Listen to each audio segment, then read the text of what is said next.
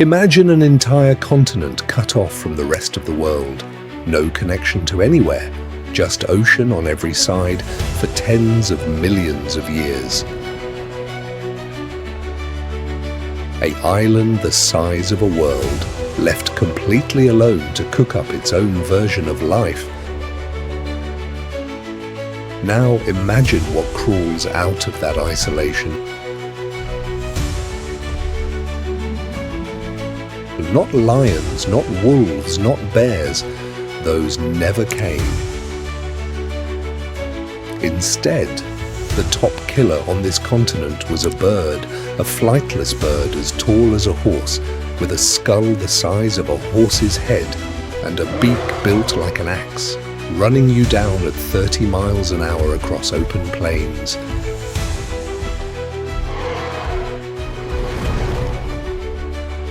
Below it, a saber-toothed hunter that wasn't a cat, but a marsupial, a pouched killer with fangs like daggers. In the rivers, a caiman longer than a school bus.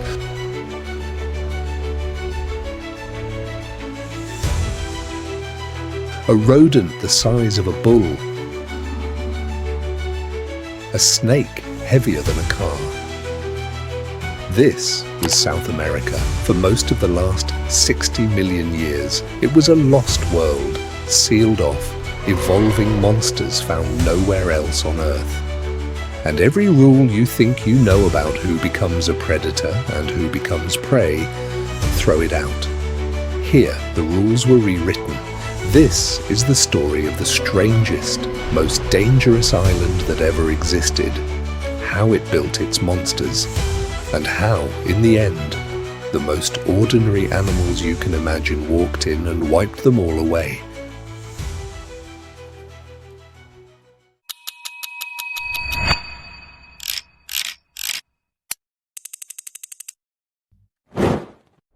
To understand the monsters, you first have to understand the loneliness. Around 60 million years ago, not long after the asteroid wiped out the dinosaurs, the map of Earth looked nothing like it does today. The great southern land masses were breaking apart, and South America tore loose from everything else and became, in effect, a gigantic island. It drifted alone, no land bridge to the north, no connection to Africa anymore, just a vast continent surrounded by open sea on every side, drifting through time in total isolation. And isolation does something strange to life. We've seen a small version of it on islands like Madagascar or Australia. Cut a place off, and evolution starts writing its own private rulebook. Now take that effect and scale it up to an entire continent, running for tens of millions of years. Whatever was living there when the doors closed became the raw material for a world found nowhere else. Think about what wasn't there. On the northern continents, the age of mammals was exploding, and the familiar caste was taking shape. The ancestors of cats, dogs, bears, hyenas, the hoofed animals they hunted. The whole predator and prey drama we know from every nature documentary. None of that reached South America. The cats never came. The dogs never came. The whole guild of sharp-toothed placental hunters that would come to dominate the rest of the planet was simply absent here. And nature does not leave an empty throne. If there's a job to be done, if there are plant eaters to be hunted, something will evolve to hunt them. The only question is what? On every other continent, that job went to mammals with teeth. But here, on the island continent, the animals that happened to be lying around when the isolation began were a very different set of raw ingredients. And so, the role of top predator, the crown of the whole ecosystem, got handed to some very unexpected contestants. The result was a parallel world. An alternate Earth.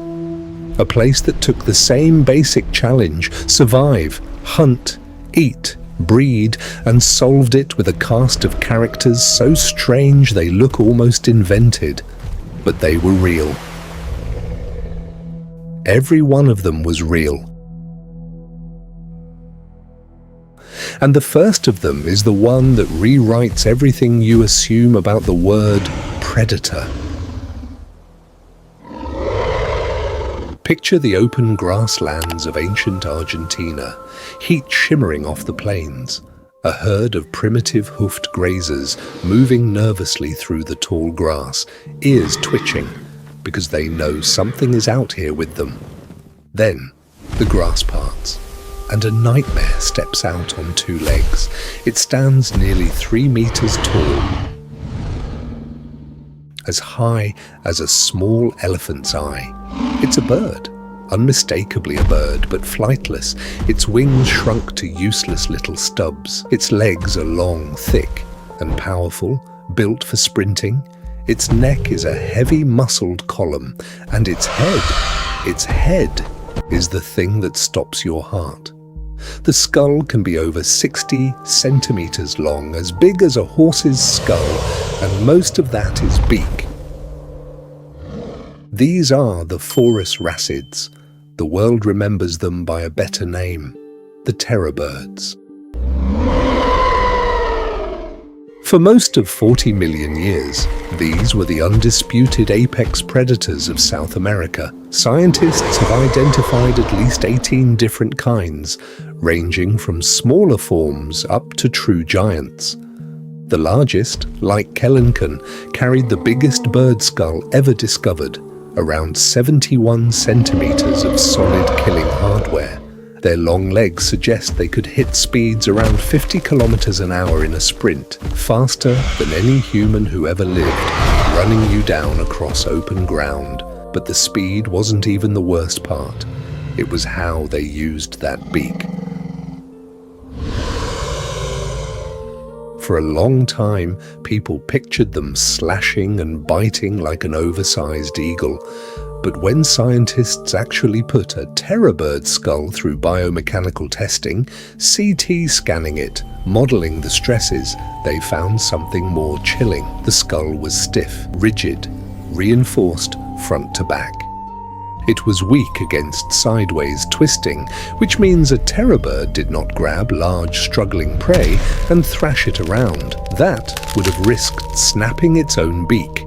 Instead, the architecture was perfect for driving that beak straight down, again and again, like a pickaxe. Strike, pull back, strike, pull back, repeated, targeted, downward blows, each one landing with the force of that huge body behind it, cracking bone and rupturing organs.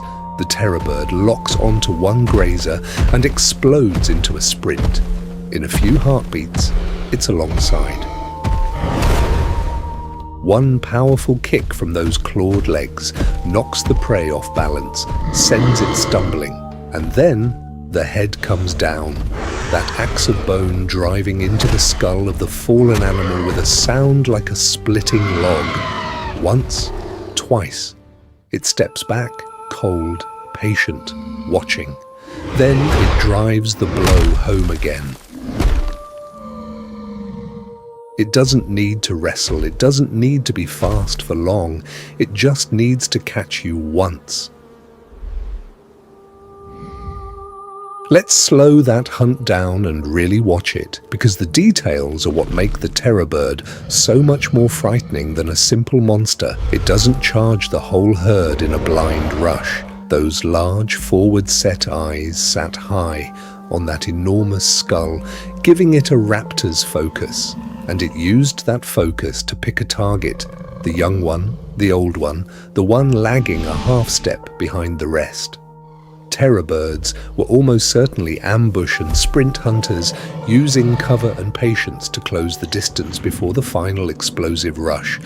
The grass hides the bulk of that towering body until the last possible moment, and then the stillness breaks all at once.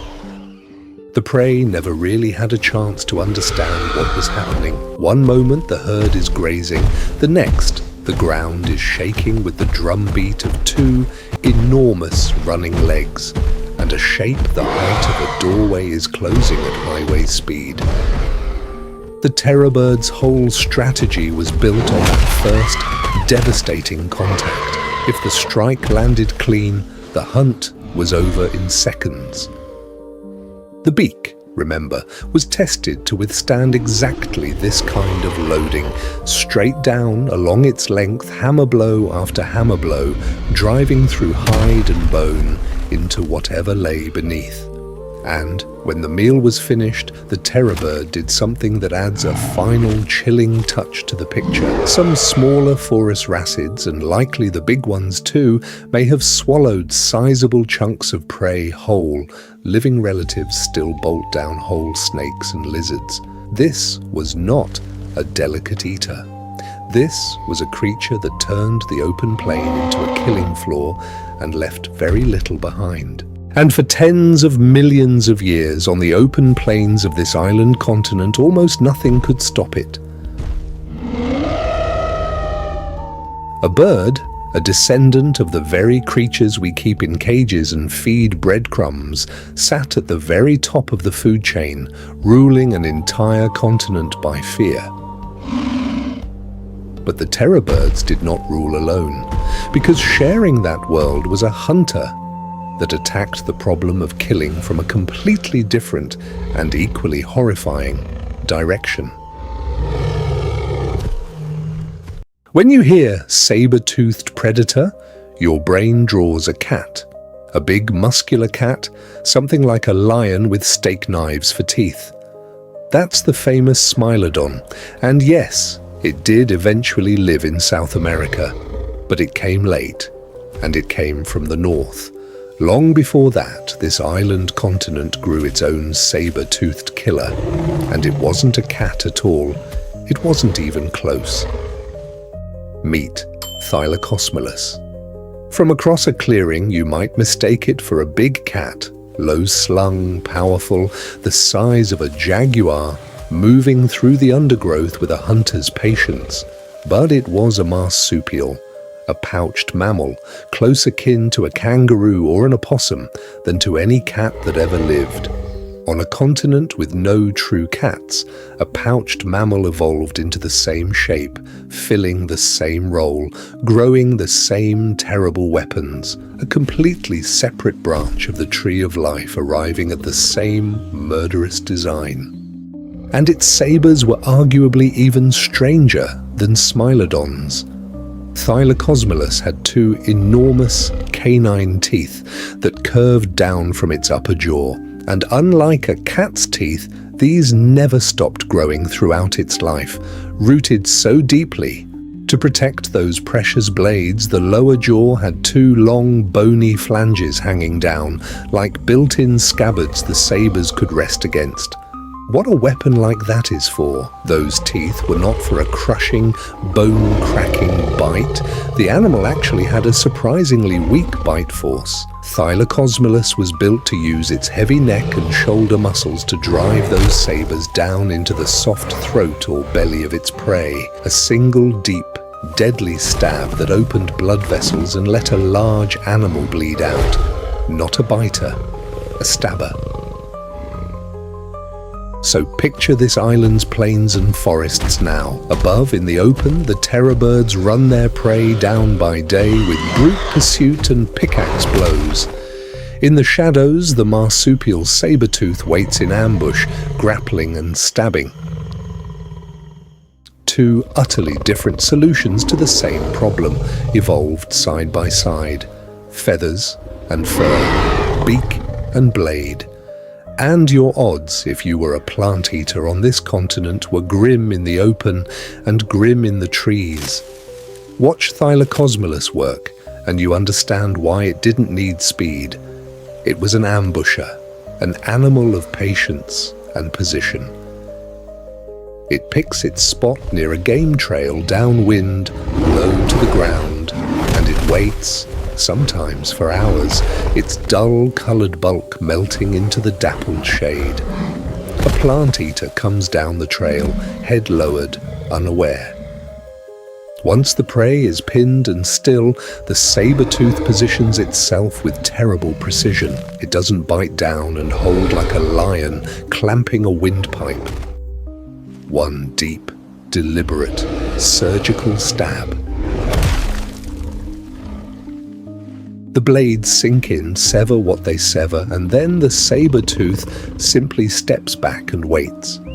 It doesn't need to wrestle a dying animal. It has opened the prey's life up, and gravity and blood loss do the rest. Within minutes, it can feed in safety. It's a colder kind of killing than the terror bird's frenzy, quieter, more deliberate, almost clinical. And the fact that evolution built this exact murder machine twice, once as a true cat in the north and once as a pouched marsupial in the south, from completely different starting material, is one of the most remarkable things in the whole fossil record. Because the most monstrous thing on the entire continent wasn't running the plains or stalking the forest at all. It was lying still, half submerged, in the water. For a long stretch of this lost world's history, much of the northern part of the continent wasn't dry plains at all.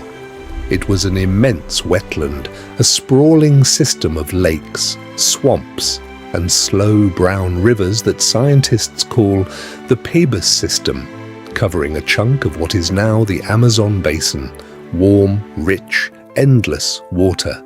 And warm, rich water grows big reptiles. It grew the biggest one we know of. Its name is Purosaurus. It was a caiman, a relative of today's alligators and caimans, but scaled up into something that barely seems possible. The largest individuals are estimated at around 10 to 12 meters long, longer than a school bus. A crocodilian the size of a small whale weighing in the range of several tons, lurking in the shallows of these prehistoric wetlands. Try to picture the head alone. The skull of Purosaurus was more than 1.5 meters long. Its jaws were lined with teeth built not for slashing but for gripping and crushing, and the bite force estimates are simply staggering. Nothing that lived near the water was safe from it. It ate turtles the size of dinner tables. It ate giant rodents. It ate other crocodilians. And we actually have the fossil evidence that it ate terror birds. Think about that for a second. We talked about the terror bird as the unstoppable apex predator of the plains. And paleontologists have found terror bird bones bearing the tooth marks of Purosaurus. That's how brutal this place was. Your position in the food chain depended entirely on how close you were standing to the river. Picture how that death came.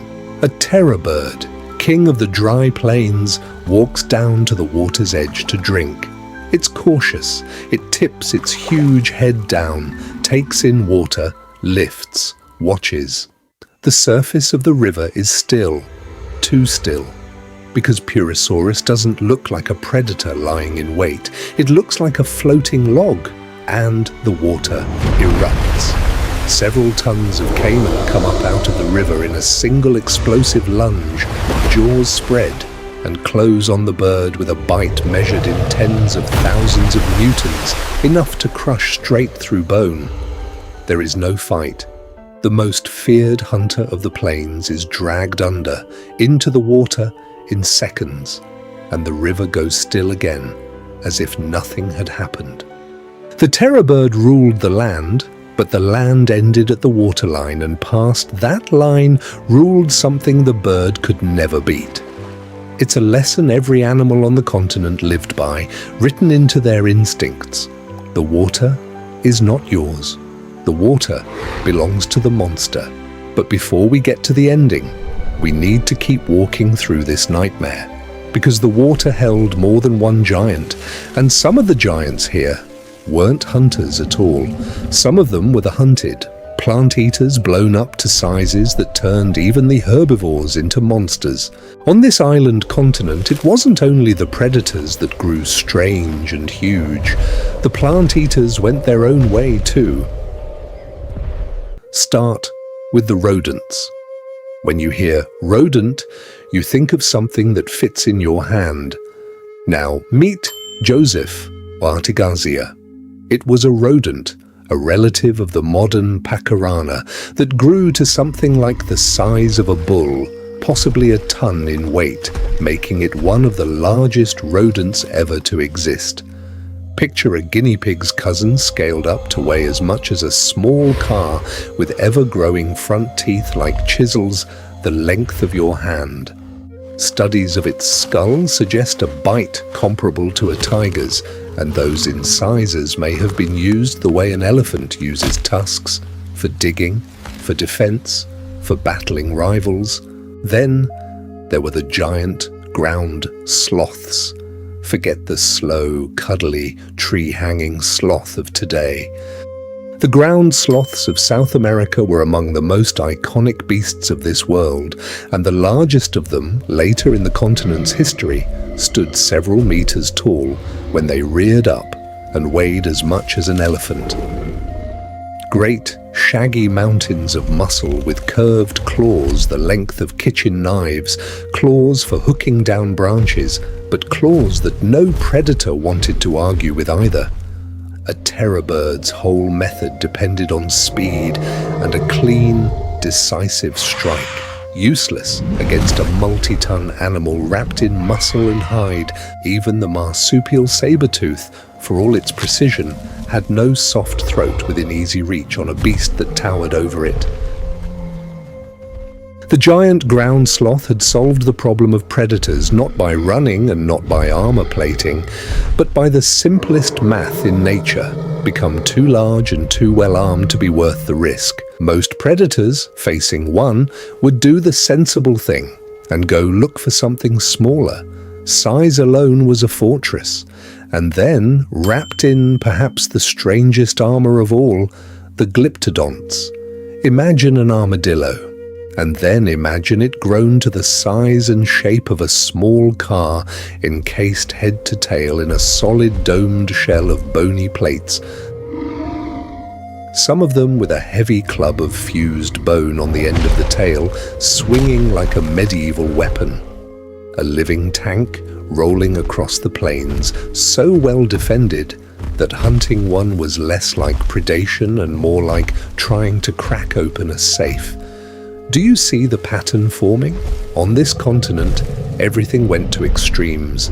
The predators became monsters, and so did the prey.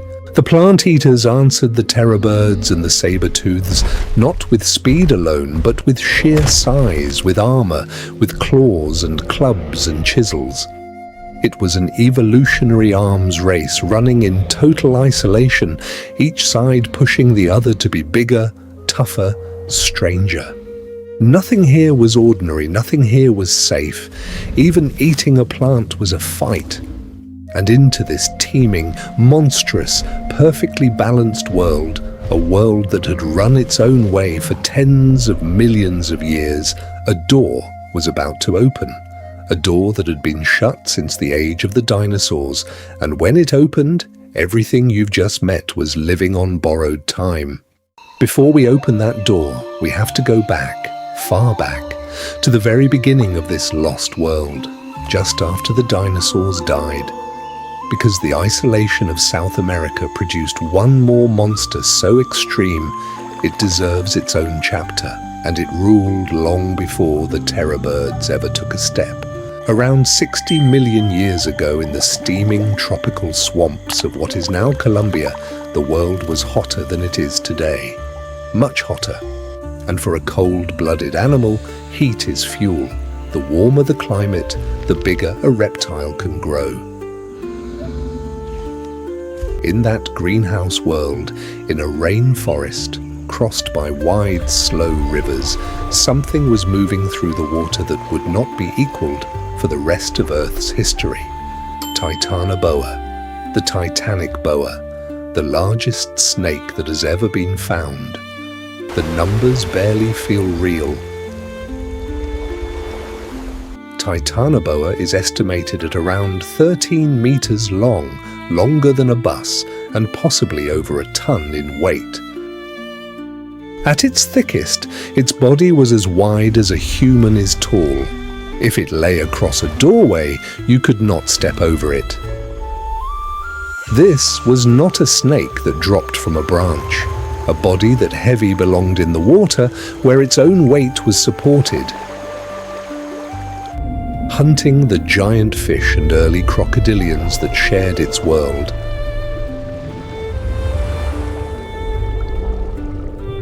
It killed the way its smaller descendants still do, not with venom, but with constriction. It would take hold of prey, wrap those enormous coils around it, and simply tighten, shutting down the blood and breath of the victim with a pressure nothing could resist. A crocodile in the grip of Titanoboa was in a vise it could not escape. The only reason a snake could get that big is because the tropics of that era were hot enough to fuel it. Titanoboa's very existence is scientific evidence of just how warm the ancient greenhouse world was. It is a monster that doubles as a measurement. These giants were not permanent. They were the product of a particular world, a particular temperature, a particular isolation, a particular moment. Change the conditions, and the giant that those conditions built has nowhere to go. The conditions were about to change more dramatically than they had in 60 million years. The door was about to open, and it would open not with a bang, but with the slow, silent rise of a thin strip of land. For all those tens of millions of years, the thing that made this world possible was a gap, a stretch of open ocean between South America and North America. That water was the wall that kept the two worlds separate. Deep beneath the ocean, tectonic plates were shifting and colliding, and volcanoes were building up a chain of islands in the gap. Around 3 million years ago, the process finished its work. A thin ribbon of land emerged from the sea and connected the two Americas for the first time in the age of mammals. We call it the Isthmus of Panama. It looks like nothing on a map, a narrow bridge of land, but biologically, it was one of the most consequential events in the entire history of mammals. Scientists call what followed the Great American Biotic Interchange, and for the monsters of the South, it was the beginning of the end. Because now, for the first time, animals could walk between the continents, and they did, in both directions. Some creatures did head north and thrive. Ground sloths lumbered up into North America, armadillos spread. For a while it looked like an even exchange. It was not an even exchange. Coming the other way, southward across that new bridge, was the entire northern predator guild. The cats, the dogs, the bears, the weasels. Animals that had spent tens of millions of years being forged in the brutal, crowded, competitive arena of the northern continents. They were fast. They were smart. They hunted in packs. They had big, efficient brains and flexible bodies, and they walked into a continent whose monsters had never faced anything like them. The lost world's long isolation was over, and its rules, the strange rules that had crowned a bird as king, were about to be enforced against by a very different and very ordinary set of animals. At first, nothing dramatic seemed to happen. Newcomers trickled across the bridge. The southern giants went about their lives. But underneath the surface, a slow catastrophe was unfolding, one measured not in days but in hundreds of thousands of years. The northern hunters had an edge that the southern monsters, for all their size and horror, could not match. Think about what the terror bird actually was. A specialist. A magnificent, finely tuned killing machine built for one strategy: sprint across open ground, run down prey, deliver pickaxe blows. It was solitary, It had a big body that needed a lot of food, and it laid eggs in nests on the ground. The ancestors of wolves and wild dogs, smaller than a terror bird, yes, but they hunted together, coordinating, communicating, surrounding prey. They were adaptable, able to switch between hunting and scavenging. They were clever in a fast, social way that a specialist bird simply was not. And those ground nests, full of eggs and chicks, to a small, quick, omnivorous mammal, a terror bird nest wasn't a threat. This is how the monsters fell. Not usually in one dramatic battle, a wolf pack was never going to line up and duel a 3-meter bird head-on. It was slower and crueler than that. The newcomers competed for the same prey, and they were more efficient at catching it, so the giants slowly went hungry. The newcomers ate the eggs and the young, so fewer monsters were born each generation. The newcomers were flexible enough to survive lean times that starved the big specialists out. Season by season, century by century, the odds tilted. The terror birds thinned. The marsupial saber-tooths competing now against real cats that did the same job better, faded. One by one, the strange old rulers of the island continent were outcompeted, outbred, and outthought by animals that, individually, were nothing special at all. For 40 million years, its ancestors had owned the open plains, and the whole landscape had been shaped around its fear. Now, the plains feel different. The prey it depends on is being taken by fast, coordinated pack hunters that seem to be everywhere at once. When it makes a kill, it finds itself driven off the carcass by a snarling group of smaller animals that, one-on-one, it could destroy. When it nests, its eggs vanish in the night to quick, clever mouths it never even sees. Its whole way of life was built for a world with no real competition, and that world is dissolving around it. Until one generation lays its eggs, and none survive to hatch, and the line that terrified a continent goes quiet forever. And this is the great humbling irony sitting at the heart of the whole story. The monsters didn't lose to bigger monsters. There was no greater beast that came down from the north to slay them. They lost to the ordinary, to the average, to the adaptable, social, unremarkable cats and dogs whose descendants now doze on our sofas and trot along on leashes. The most terrifying predators that ever evolved were undone by the pet-shaped animals of the modern world. The continent that had spent 60 million years as a private laboratory of nightmares was, in a geological blink, overwritten. And when the dust settled, almost none of the old monsters remained. Now, before you leave this lost world, I owe you the honest version, because the story I just told you is the clean, dramatic one. It is tempting to say the bridge opened, the northern predators marched south, and they slaughtered the monsters. Cause and effect, clean and satisfying. But the truth paleontologists actually wrestle with is messier, and in some ways more interesting. Some of the great southern giants, certain terror birds, the marsupial saber-tooths, were already declining or gone before the northern carnivores could have finished them off. Thylacosmilus, the pouched saber-tooth, may have been fading before the true cats even fully arrived, which means the invasion can't be the whole explanation. The whole planet was sliding toward the ice ages, cooling and drying, and the warm, stable world that grew these giants was breaking apart underneath them.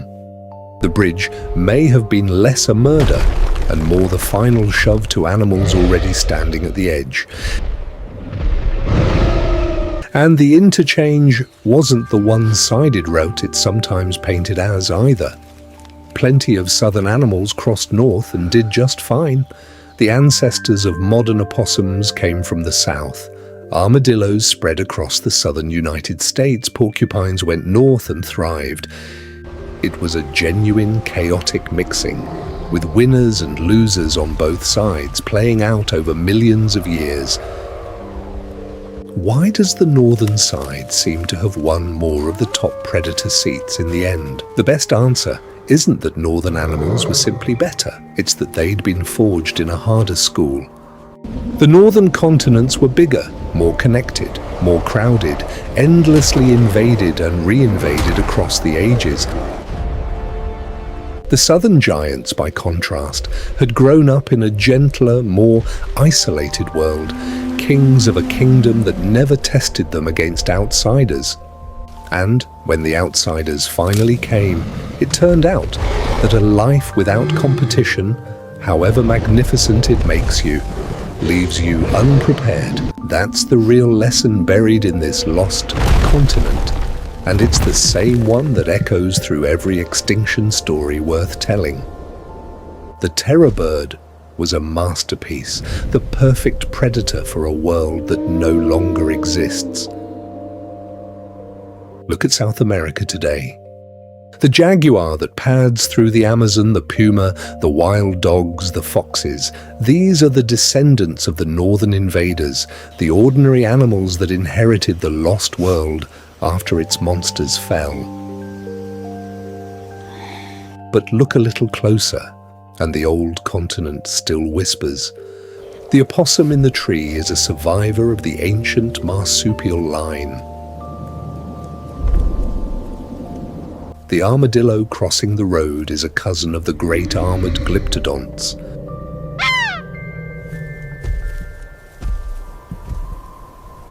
The strange little seriema bird striding through the grassland, killing snakes by beating them against the ground, is the closest living relative of the terror birds, a small, feathered ghost of the giants that once ruled everything. For 60 million years, South America was the strangest island on Earth, a lost world that crowned a bird as its king and grew monsters in the dark. The ocean that made it has been bridged, the giants have fallen, and ordinary animals walk their bones. But it was real. Every terror bird, every saber-toothed marsupial, every bus-length caiman and car-sized rodent and titanic snake, all of it was real. And it's a reminder that the world we think of as normal is only one of the versions life has tried. Given an island and enough time and enough silence, nature will build something we could never have imagined. And then, without a sound, it will let the ordinary walk in and take it all away.